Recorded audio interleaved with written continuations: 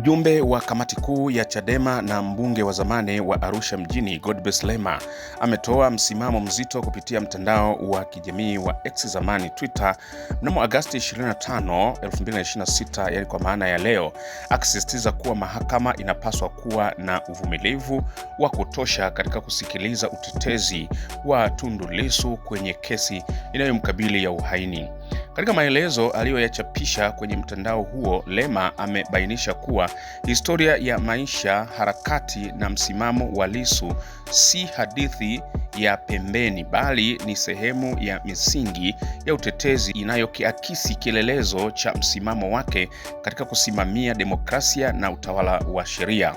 Godbless Lema ameandika katika ukurasa wake wa X ambao zamani unafahamika kwa jina la Twitter. Jina linalotambulika kule ni Godbless EJ Lema. Pita kule utakutana na ujumbe huu. Sasa mimi naomba nikusogezee ujumbe ambao Lema ameandika siku ya leo. Anasema, katika kesi inayomkabili Mheshimiwa Tundu Lissu, historia yake ya maisha, struggle yake aliyotoka na safari yake hadi alipofika si hadithi ya pembeni. Ni sehemu ya narrative ya uteuzi inayolenga kuonesha karakta yake, misimamo yake, commitment yake kwa nchi na gharama kubwa alizolipa katika kusimamia demokrasia, haki na utawala wa sheria.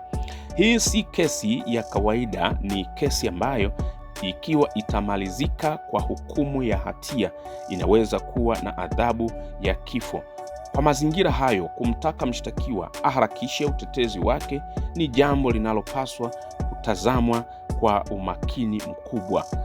Hata kama utetezi wa Lissu utachukua mwaka mzima, huo si muda mrefu ukilinganisha na adhabu inayoweza kumpotezea mtu maisha yake milele.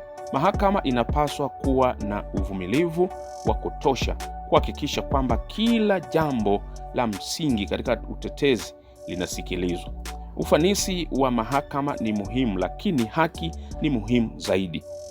Kwa kesi yenye matokeo yasiyoweza kurekebishwa, hakuna muda unaoweza kuwa mrefu kuliko thamani ya maisha ya mtu. Hakuna haraka inayopaswa kuwa kubwa kuliko haki. Pale chini akaposti nembo ile ya mahakama ya Tanzania, ameposti pale. Sasa naomba nikupeleke kwenye komenti chache kati ya zile nyingi ambazo zimeandikwa katika ukurasa huu. Komenti ya kwanza nasema, upo sahihi bro, ila hii kesi ni ya mchongo wa kisiasa. Lissu hana kosa, ila pia mahakama haiwezi tenda haki kutokana na muundo wake. Tume zinaoundwa zote ni kutaka kusafisha uovu wa watawala, ila kamwe hawataweza. Watapambana ila hawatoshinda. Muujiza utasimama na kushinda. Haya, komenti ya pili anasema, lakini Mangi, kama tulikuwa tunachezewa sana na Meku hapa kwa Tol, ni magoli ya uhakika. Haya, komenti nyingine nasema, sasa hivi wanajifanya wanajali muda, hivyo roho nzuri wameitoa wapi? Mtu wameshaahirisha kesi bila sababu za msingi kwa muda mrefu.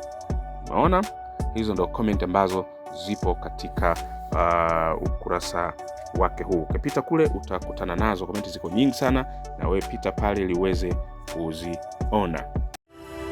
Asante kwa kuifuatilia Baharia TV. Usisahau kulike, kusubscribe, kucomment na kushare.